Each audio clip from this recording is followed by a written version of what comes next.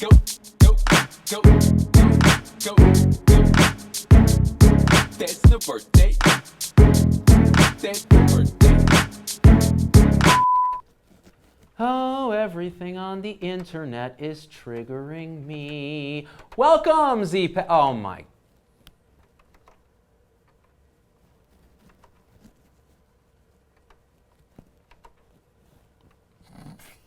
We apparently have a special person working the board today and a very special episode of Incident Report. It's our 80th episode, Z-Pack, 80. 80, just incident reports, and we've done 19 against medical advices. That makes almost 100, if my math is correct.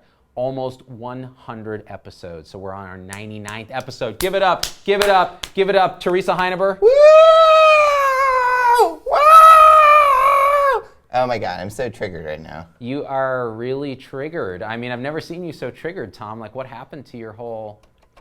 You posted a really rude Doc Vader clip claiming I didn't know my body. I'm a certified Reiki nutritionist, okay? So you're way out of line, guy. Yeah, guy. You know, honestly, calling me guy kind of triggers me because that was what like all my professors called me because they didn't know my name because I always went to big schools where there were 600 people in a class. So I would appreciate it if you called me by my name, which is Dr. Z-Dog, MD, Esquire. Well, I would appreciate it if you realized that I knew my body. You don't know your body, okay? Vader knows your body. That's right. Trigger warning. Okay? Listen to me, Z-Pack. We're talking about being triggered today. And, and this actually has special relevance because it's our 80th episode. Part of our goal here is to be able to have the conversations that no one else can have, especially in healthcare, because they're afraid of triggering someone, or they're so triggered themselves that they can't speak. They get verklempt like this guy over here. I'm triggered because you won't admit that the moon is full of cleansing energy. It's true. I never said the moon wasn't full of cleansing energy, dude. Like, that's a deep held belief of mine. And it triggers me, honestly, that you don't respect the fact that I know the moon is full of healing energy. I also am triggered because my friend Becky went to Coachella without me. It's just so rude. Anyways, so the reason we're talking about being triggered today is many, many reasons. For one, there was an article in the National Review, a very liberal paper, I understand, that was talking about how, for the first time, a plurality, oh, I see. You're going to that camera now? Is that how we're doing it? The camera you said we're not going to use because it's going to make you look ugly? That's the camera you're going to give me now? Well, you know what? Now I'm triggered. Again. You see this face? This is the face of someone who's triggered. Hey, I know my body and it's bored, so get back on the topic. You're Thanks. bored. Okay. Listen. For the first time, a plurality of medical students feels that trigger warnings in medical education might be appropriate. Let me back up a second. What the hell is a trigger warning, Logan? You know these things. Well, I'm not a communist, see, so I don't. It's like a spoiler alert for your feelings. It's a spoiler alert for your feelings. That's probably the most succinct and yet simultaneously disturbing description of a trigger warning that I've ever heard in my life. I think that's about accurate. It's basically giving people a heads up that, hey, what's about to come may trigger some of you. It may be a emotional reaction. It may be a deep hurt. It may be butt hurt, which is an inappropriate offense given the magnitude of the stimulus. And then the magnitude 4 crime, as I like to call it, butthurt by proxy. That's where you are butthurt on behalf of someone else or some other class, sex, race, person that isn't you. But you take offense for them and on behalf of them, with or without them asking you to do so. That is a butthurt by proxy, or ICD-10 23XD.012, butthurt by proxy, not otherwise specified. Anyways, so in this National Review article, they were talking about how it may not be, it was an editorial, it may not be appropriate for medical students. And then that's the cover of it now.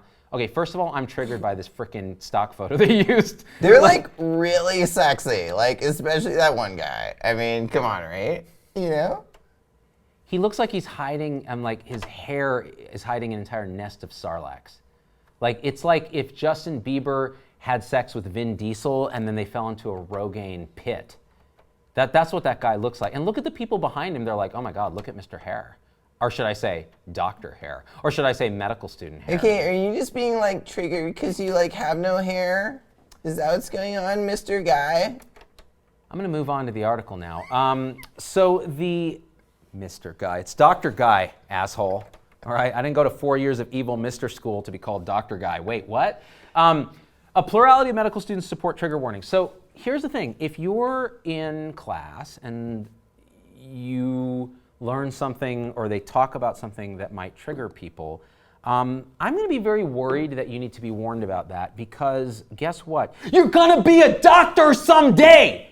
Stuff is going to trigger you all the time. Why do you? Oh, don't you dare put that camera on me, Logan Stewart. Don't you put that evil on me. It's the rant camera. Listen. Okay. I went to 4 years of medical school. I did 3 years of residency. I practiced for 10 years at a major academic center. If I were easily triggered, okay, I would be nothing but a walking triggered, whatever that looks like. In healthcare, we have to toughen up to a degree. We have to be able to deal with other people's shit constantly in a way that does not reflect to them that we are triggered.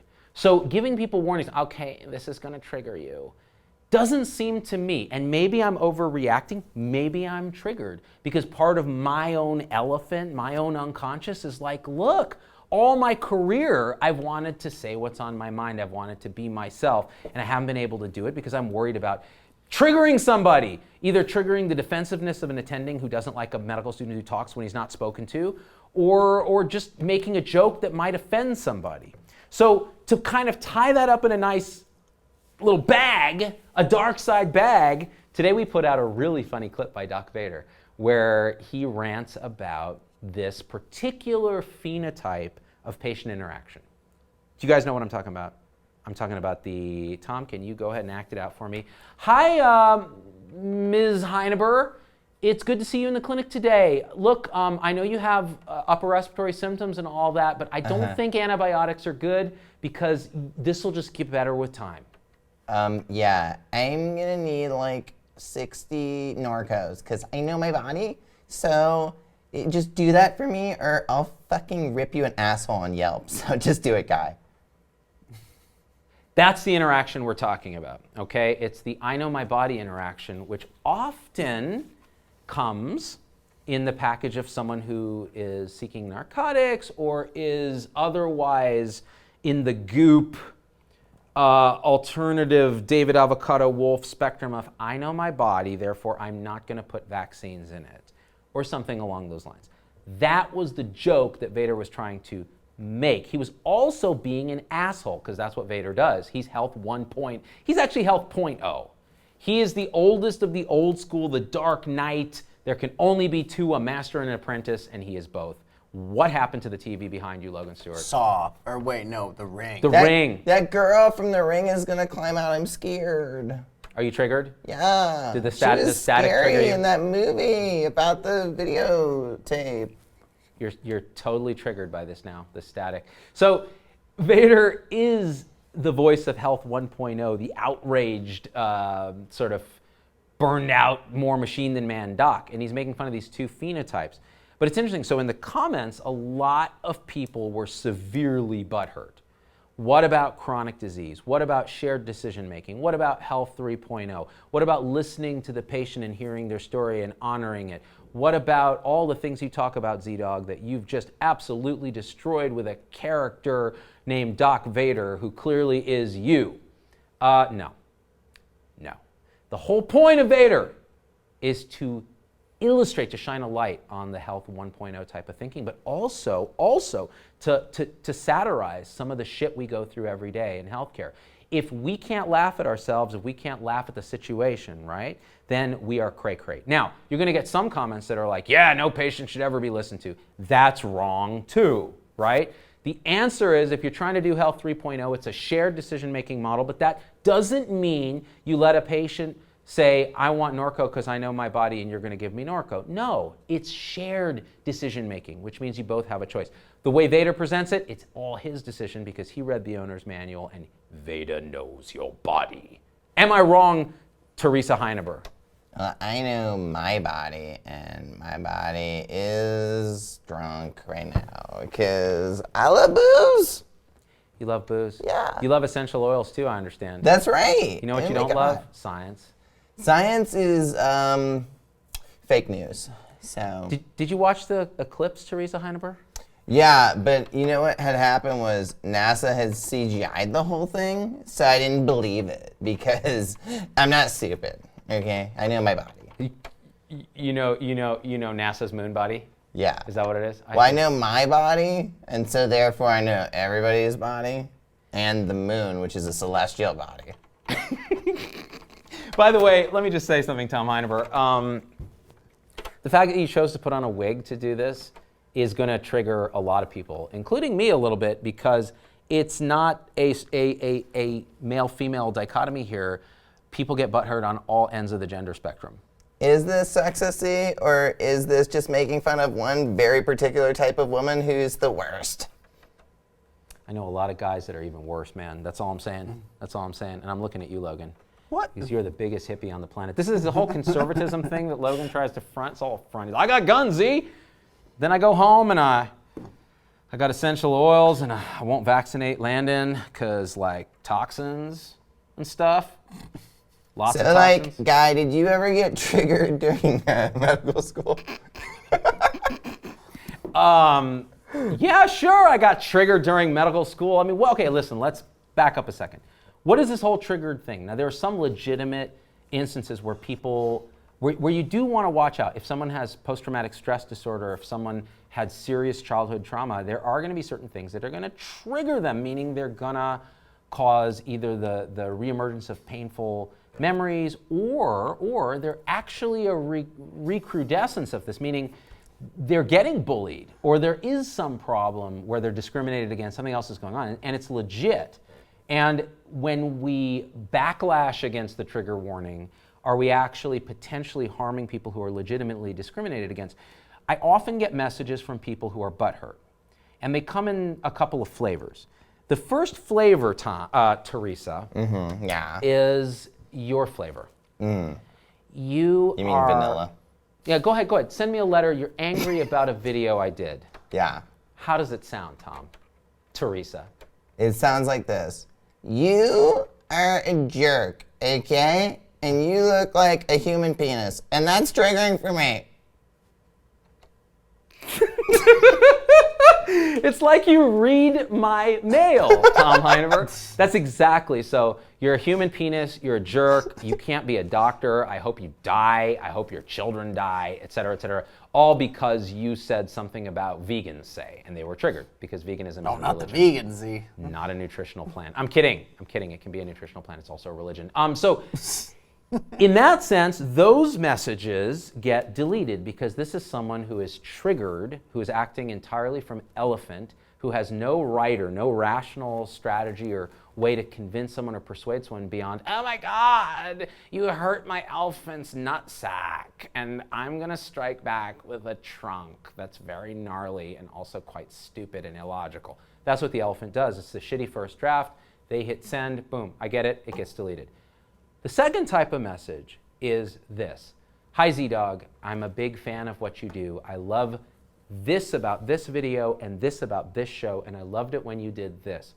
That being said, here's why I'm upset about something that you did. Either I happen to be a victim of X, Y, and Z, and that really is hurtful for those of us who have this, so I just wanted to put it on your radar that sometimes you might say things without intending to hurt. Now, let me say why that's a good way to express being triggered.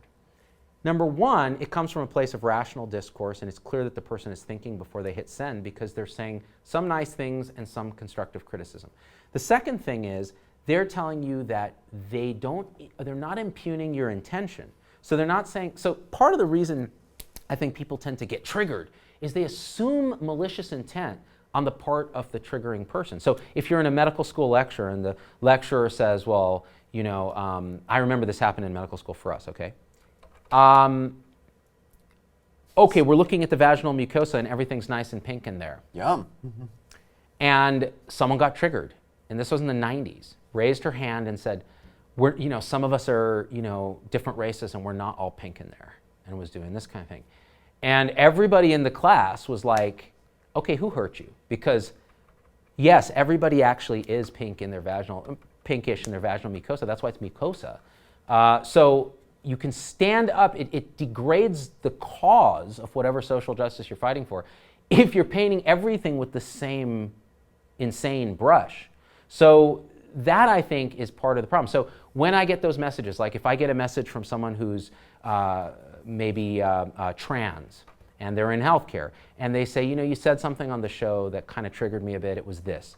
Please remember that those of us who struggle with this, that affects me. I say, you know what? That I understand. I wasn't sensitive to that. I didn't mean to hurt you, and they know that, and we have a conversation, and it always ends well. That's how we have discourse, right? You talk about it. So part of the reason I get upset about the whole trigger warning thing is it shuts down the discourse before it ever begins, right? I mean, what do you think, Teresa? You just gotta talk it out, sometimes I'll go and I'll order a double macchiato, venti espresso, triple shot, no foam. And the baristas always get it wrong, but I don't get mad. I go in there and I just say, hey, you're being really stupid right now and you look dumb, okay? So fix my order. And then they do, and we have a great relationship after that. Jessica Evans says, as a medical student, I didn't know I was allowed to be triggered, LOL. That's it, Jessica. I mean, that's exactly it. When I was a medical student, you weren't allowed to be triggered. You sucked it up and you went on. Is that the best answer for mental sanity? Not always. Were there times when I was super pissed off? Sure. You know what? I even had, I had attending physicians when I was a resident who were clearly pretty old school, either sexist or racist, but they played it off as if they were neither. And the more they tried to play it off that they weren't, the more it was very clear that they had a deep set of biases. That was all fine. In a way, we would recognize it and then go back to the team room and be like, oh my God, dude, that guy's such a racist. It's hilarious. Do you remember when he said that the reason that person's not DNR is that they're black?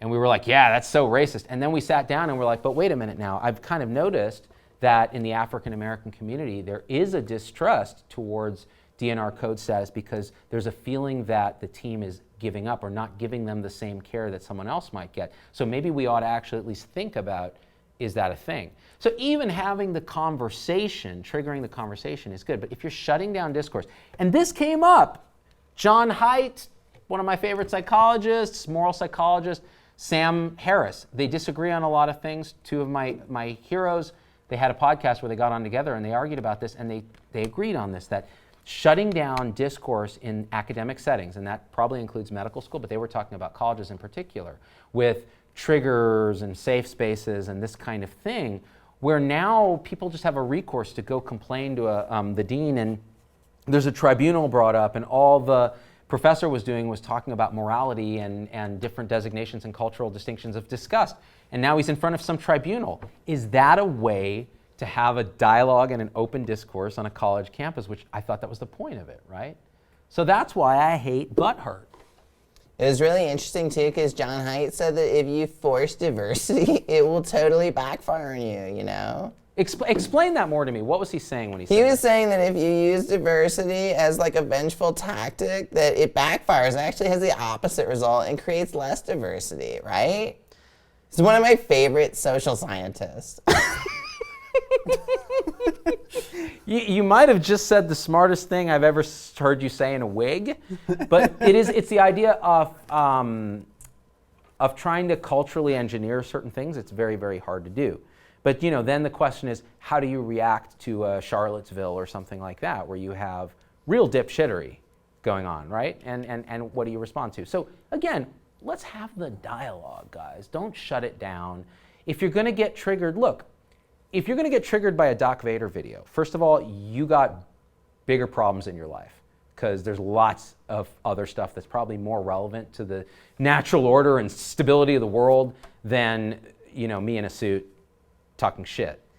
But if you are, make your point. The point is the comments are there to have the dialogue. And the idea is to trigger conversation. So if people come back and say, no, a lot of people do know their body, people with chronic disease, people with rare diseases, people with Ehlers-Danlos, people with, chronic illness, inflammatory conditions, they know when something's wrong. And when the doctors don't listen, there were plenty of examples of when shit went really bad. Ectopic pregnancies that rupture, postpartum hemorrhage. We did a whole show on how moms are dying in the peripartum period, oftentimes because people aren't listening or looking at the signs.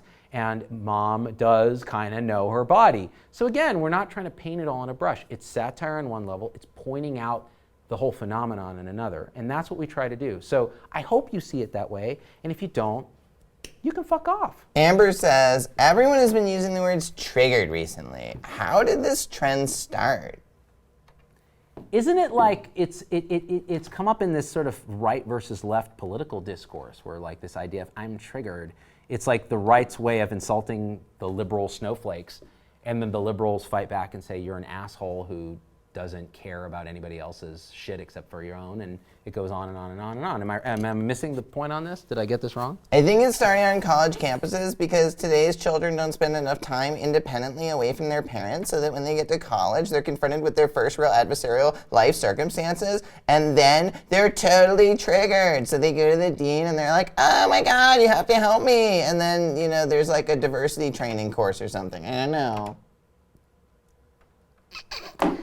I think what you're talking about is this shift in phenomenology where children are helicoptered quite a bit, where a series of high-profile kidnappings in the 70s forced sort of parents to kind of no longer do you just go to the store by yourself as a kid. In fact, it can be illegal if you're under 8 or something in certain states to let your kid just go somewhere by themselves unsupervised. And this has changed the culture where children now look to the parents much more for security, stability, and that sort of lean on where feelings can't get hurt, you can't suffer injuries, you can't have those things happen, it can translate in an academic setting to, oh my God, I was triggered, he's not supposed to hurt me like that, why am I feeling uncomfortable? What he said made me feel uncomfortable, I'm gonna go to the dean and I'm gonna complain because he's the nearest authority figure and that's how I'm conditioned. It's really not anyone's fault except for those doing the conditioning. Liliana Cook says we need to discuss ableism. Do you know what ableism is? Because I don't. I have no idea what that is. Explain it, Liliana. You're gonna have to tell us, Ms. Cook, because I don't know what that is. Trigger was a horse, says Jan Stewart. Yes, that's right. Was that was Trigger the horse in Toy Story or? What? No. Or was it Gunsmoke? Maybe. I don't remember. But I'm getting really triggered because everybody is saying that my wig makes me look thirsty. Okay? It's not even Thirsty Thursday yet, you guys. Stop it. Teresa, someone said that you should stop smoking cloves. Yeah, I need a lozenge because my voice is a little off today. Normally I sound more feminine. Feminists started triggered, in my opinion, says Heather Witt. Not like the normal ones, the super ones who probably would be triggered if you said they look nice and pink inside. Oh! Oh, I'm triggered by that statement. Carrie Bennett, we still have 20 or 30-something-year-old patients whose moms call us to make appointments. My mom calls for all my appointments. It's great. And then we go to Pinkberry after. And I'm 29. Speaking of Pinkberry, is your mom present at your pelvic exams to chaperone? Because that's... Yeah, and she advocates for me. She's my patient advocate. Because you need that, because doctors are only in it for money, and you need somebody to look after your welfare. So is she always pushing that, they get that extra swab around the os and, make sure that the pap is, done 4 or 5 times just to be safe? Yeah, totally. I don't know what any of that means, but yeah. I'm going to say 2 words right now, and they mean a lot. Bartholin's gland. Oh God, says Autumn Braun. That's the accurate. Ableism is discrimination in favor of able-bodied people. Oh, so wow. It's like some bullshit. Wow. What? Wow, so that's called like, I don't Being even know normal. which camera to look at. This one. That's called, like all of human history has been ableism. It's like if you were building a house and you had to hire a guy to do the roof, and there was one guy in a wheelchair, and then you didn't hire him. That would be discriminatory. Right. Because I'd have to build a special ramp to get to the roof for that gentleman, which would be a challenge economically for me. So there's always a push and a pull. Now, when I interviewed Dr. Pete Poulos We talked a little bit about this, the fact that he's often ridiculed for riding around his Segway around the hospital because he's unable to easily walk without it. And when he put a handicap sticker on the Segway, he got a lot less shit. So people didn't think he was just an able-bodied douchebag. They said, no, he actually has a challenge and has to use the Segway. So, you know, look, I think over time, society continues to improve. People seem not to believe this, but I think it does. It's just you're going to see fits and starts and waves of progress and retreat. And we have to have dialogue, guys. Like a civil society begins and with dialogue, and it ends with shutting down dialogue. And that's why I worry about trigger warnings and butt hurt and all the other stuff. I don't know. What do I know? I'm just a rapping doctor who sits at a table looking at his phone. I don't know. Holly Stevenson says your voice equals migraine, yo. Yeah, it can be really trying to listen to me. By the way, I want to talk about your shirts. Teresa has a team nursing shirt. Logan is wearing the equivalent shirt with a different logo on it. And I got these shirts from a Mr. Sam Taal, T-A-A-L. He has the Sam Taal Global Foundation, and he is building, let me see if I can show you a picture of this.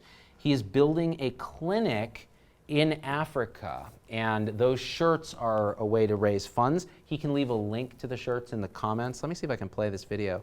Oh my God, I can't play the video. Here it is. See, the Sam, oh wait a minute, here we go. Try this, Logan. The Sam Taal Global Foundation, so he's actually using the money from these shirts. This is the beginning of their clinic wall foundation, and I like that, I like free shirts. I like free healthcare that is given to people who need it in Africa. So, Sam, thank you for that. What do we got here? Oh, there he is. So he on Facebook, he's Fams Taal, F-A-M-S-T-A-A-L. I'm going to hit like on his comment. Check out the shirts Tom and Teresa and Logan are rocking. Best believe it. That shirt is cause is constructing a healthcare center in a poor African village, and he puts a link in there. That's Hey, great. you shut your mansplaining mouth. Holly Stevenson has a comment. She says, you're saying we have to have, oh, this voice hurts my voice. You're saying we have to have dialogue, but then you say F off to anyone who gets it or disagrees. Yeah, love you, Zubin. I'm totally triggered. I think you misunderstood what I said. I said, I want to have a dialogue. I want to hear your comments. But if you're so triggered that you're going to be the type 1 email, you're a jerk and you have a penis head and I hate you. Don't do my voice. You're triggering me. I don't like mockery. Do my teeth trigger you too? Because they're so... I'm triggered. I'm so triggered. Oh, which... Oh. Oh, yeah, so don't be triggered. I love you guys, CPAC. You know I love you. I like to talk a lot of shit. That's what I do. You guys wouldn't come here if I didn't talk shit. Some of you would, but most of you wouldn't. Maybe you would. I don't know, guys. I'm having an identity crisis, okay? Oh, Lord have mercy, Autumn Braun. She always has the same comment. God, please. Lordy, why? Stephanie McCandless Freeberg. I was in an online group discussing self-harm. My daughter was going through it at the time. I'm sorry, Stephanie. And my post was edited because the words I used were triggers that could cause others to self-harm that read it. Wow. So look, it's gotten to the point, look, and this, I have some sympathy to this because if you're in a suicide group and you're talking about different ways you can kill yourself, those words can actually enable others to carry out stuff. We've seen studies for that. But the problem is there is a thing called free speech. There is a thing called having a dialogue, and there is a thing where you do have to work to understand all viewpoints, even ones that you don't agree with. And so calling something triggered, it's a slippery slope to where you're really shutting down their ability to express themselves, whatever it is. I think the big problem with saying triggered is that I can't know what feelings I'm going to produce in you, just by living my truth. I don't know. I think you're spot on that, Teresa Heineber, because it's impossible to know. Look, we all know that one or two coworkers or friends who you walk on eggshells. Anything you say might trigger them to be upset or take it the wrong way, or they're hyper sensitive. And how much fun is that hanging out with those people? It's kind of like, oh dear God, I can't say anything. You make a joke, they take it the wrong way. You're constantly in this sort of thing. And look, sometimes there's just a miswiring there where the social osmostat is off, and that's cool, and you want to be compassionate to that. But, it's not a lot of fun. If there's a way we can kind of maybe create a culture where it's okay to have a dialogue. I'm going to tell a secret, Z, okay? We have someone in studio who is very easily triggered, and his name is Tad. This guy, all right, the other day, me and Tom were sitting here, we were doing some work, writing some lyrics, and I was like, hey, Tom, check it out. I'm an ambulance. Woo, woo, woo, woo. You know what he did? He came, he's like, tick, tick, tick, tick, tick, hit me right on the face because he was triggered because he's clearly an EMT. He doesn't want to be reminded of work when he's off the clock. And I reminded him, I'm like, you're on the clock all day, bitch, because you're mine. I own you. And then he was like, I'm not your slave. And I was like, God, he used the S word. And the whole thing devolved into a shouting match where Logan had to ultimately referee by bringing us both Chipotle burrito bowls, which solved the problem. Kendra says, oh God, Teresa, what could possibly be your truth? Well, easy. I believe you need to live, laugh, love, and lick. What?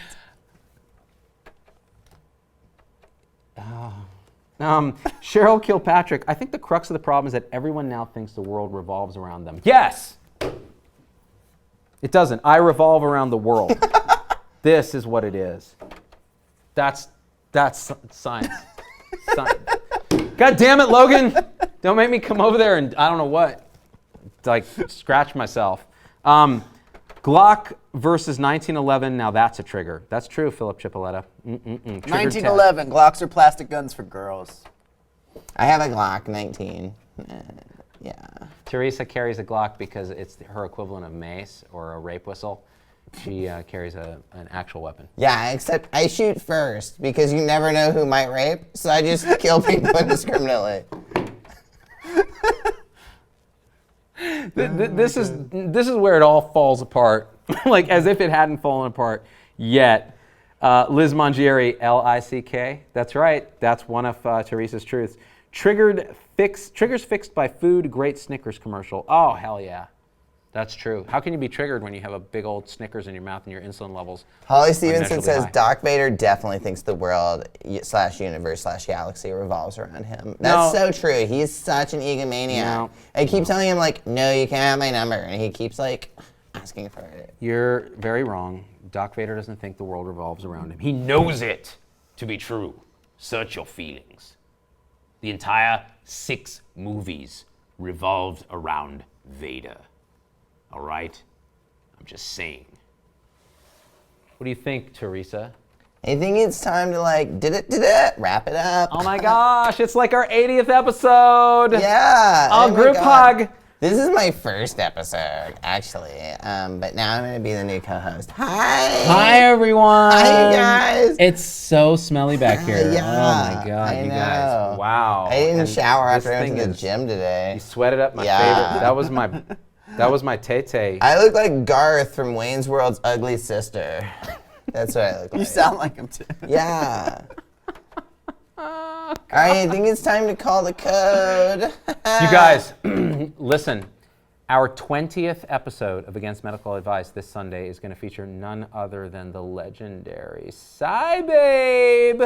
Talk about someone who inflicts the trigger. That's right. She wrote my favorite article ever, which is called David Avocado Wolf is an Asshole. Wait It's a minute. I great. thought you loved the wolf. Dude, no, I don't like him anymore because avocados are full of fat. I'm hungry like the wolf. It's going to be great. You guys have to come join us for that. We're going to talk hella shit and science. Hit me, Logan.